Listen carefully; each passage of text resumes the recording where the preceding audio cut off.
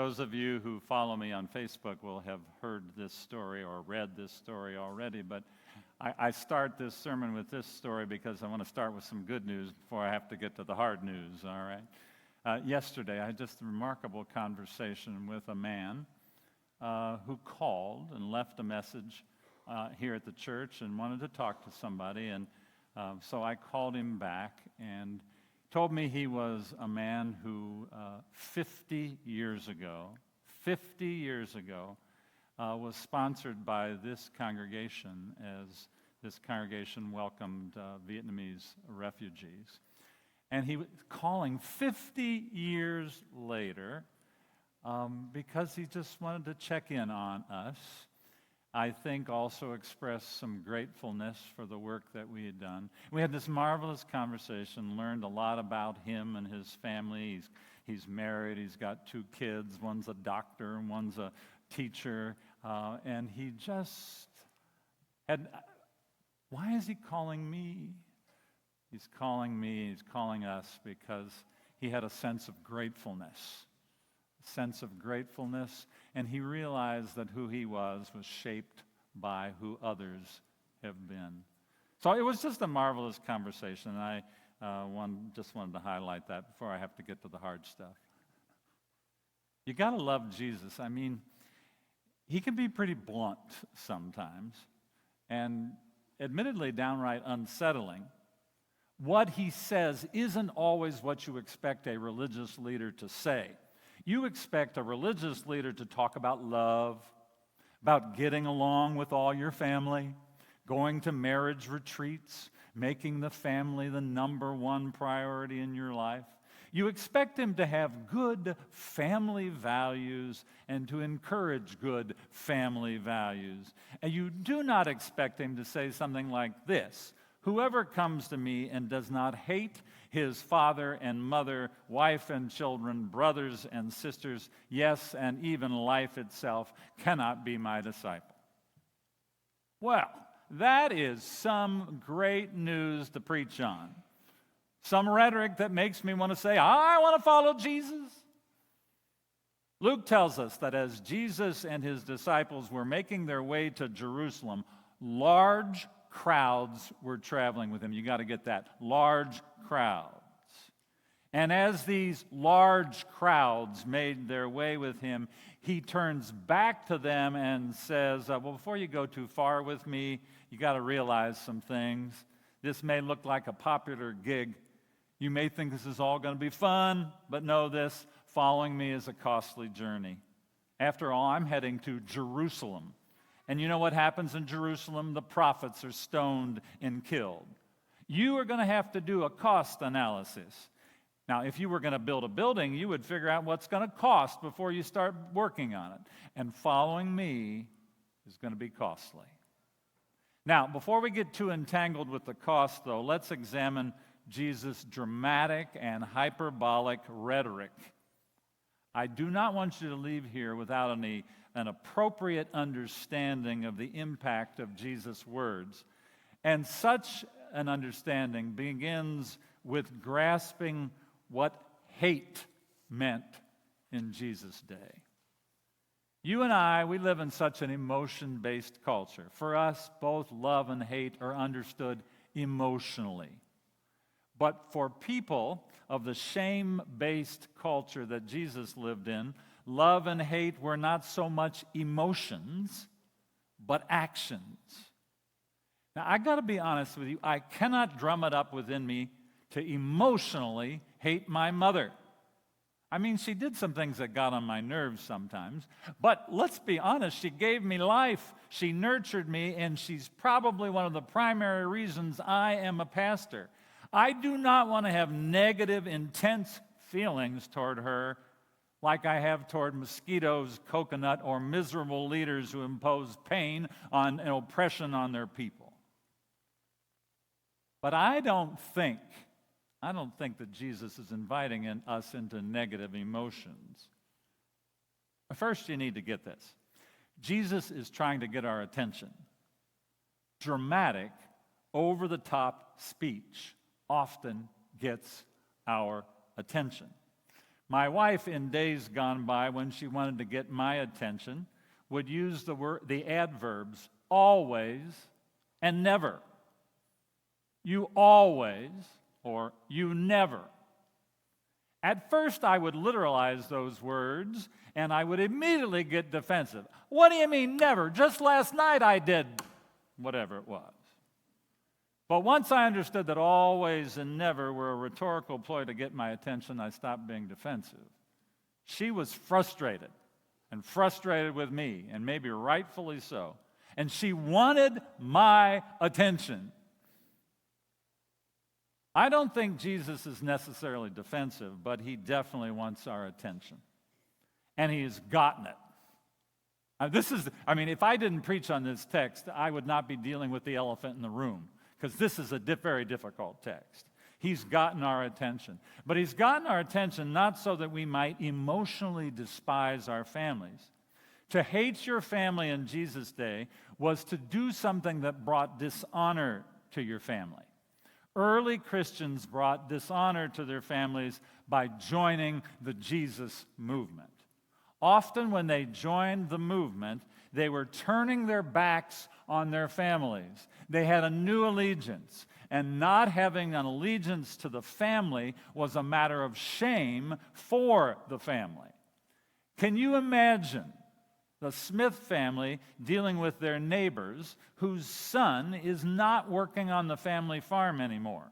And he's connecting himself to some wild group of weirdos who are living very differently, questioning the power of the emperor, welcoming the poor and the morally suspect, treating women with dignity, and eating somebody's body and drinking somebody's blood.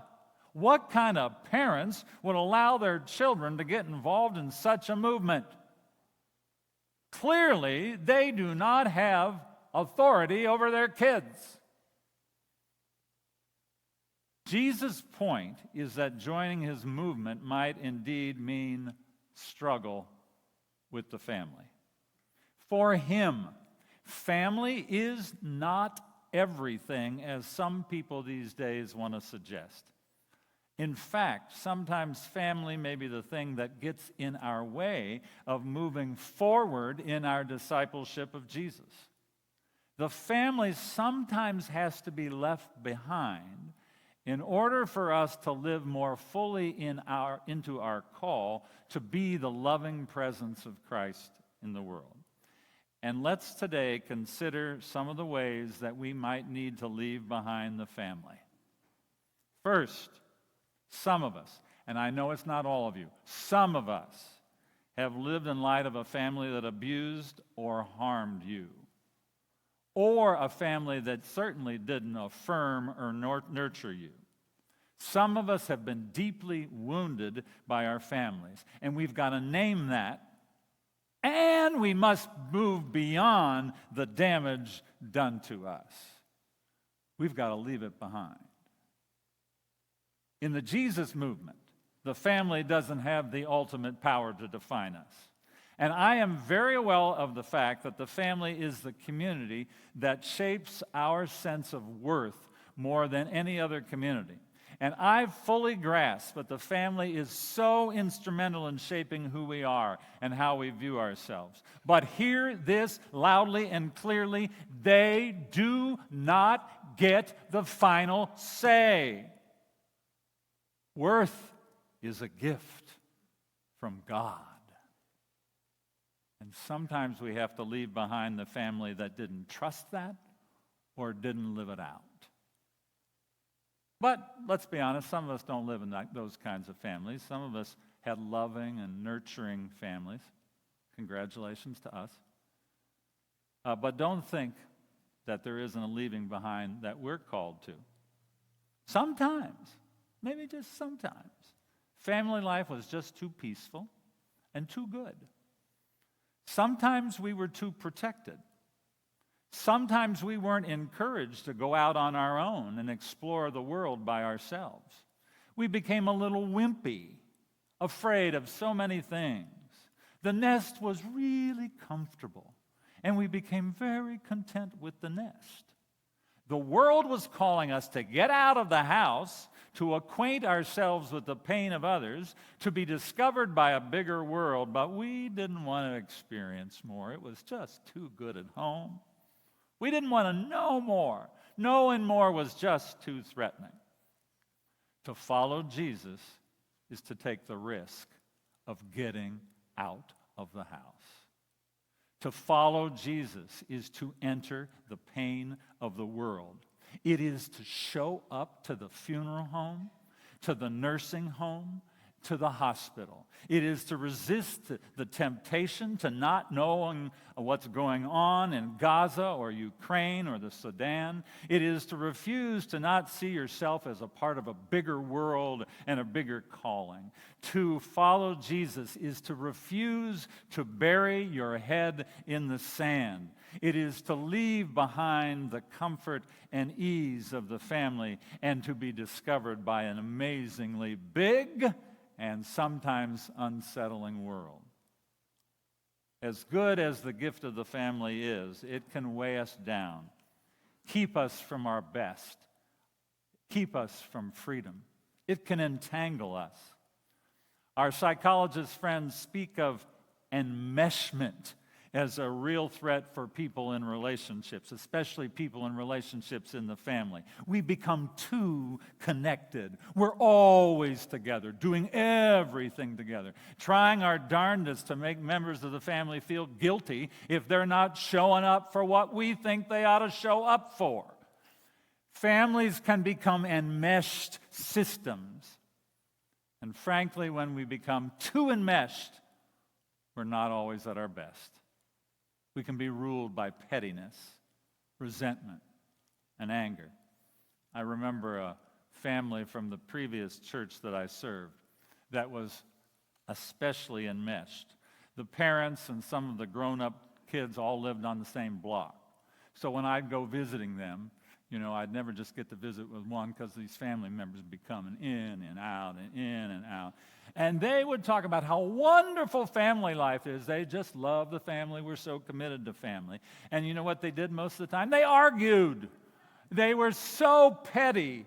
Anger and resentment ruled their lives. It was horrible to be in their homes. They were too enmeshed with each other. They needed to be set free from one another. If I was bold enough, I would say, one of you needs to move onto another street. There's a cost to following Jesus. There's a letting go that we are invited into. And when it comes to family, you can come up with all kind of a long list. I got a lot to let go of sometimes the expectations I had for family, the dream that I had for family. I had to let that go. There is a letting go that we are invited to, which is why Jesus says at the end of our Lucan text today, none of you can become my disciples if you do not give up all your possessions. Discipleship of Jesus involves the cost of letting go. Now, personally, I don't think that means you need to get rid of your china or your Hummel collection or sell your house or your cars or your big screen TVs, although, I don't know, it might be a good idea for some of you. We don't need to literalize Jesus' words here. We need to understand that in Jesus' day, possessions and family were deeply connected. Land and possessions gave your family status. You do not need to have possessions to have status. You've got status already. You've got worth. So to follow Jesus is to prevent your possessions from possessing you.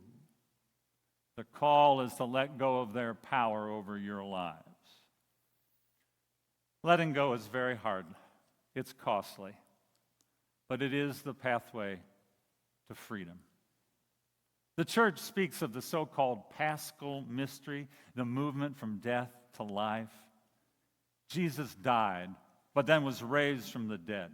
This is what we participate as we follow Jesus. We participate in dying and being raised again. We die with him, and then we're raised again with him. This is the rhythm of life with Jesus.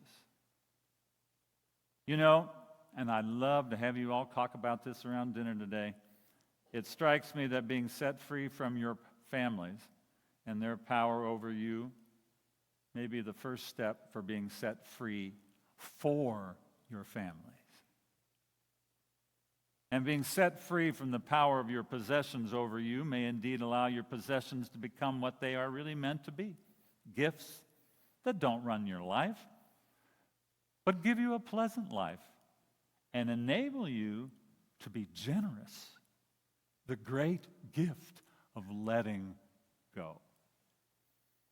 If you're going to follow Jesus, I just got to be honest with you, it's going to cost you. More than likely, you're going to get in trouble. But I think John Lewis is right. It's going to be good trouble. Amen.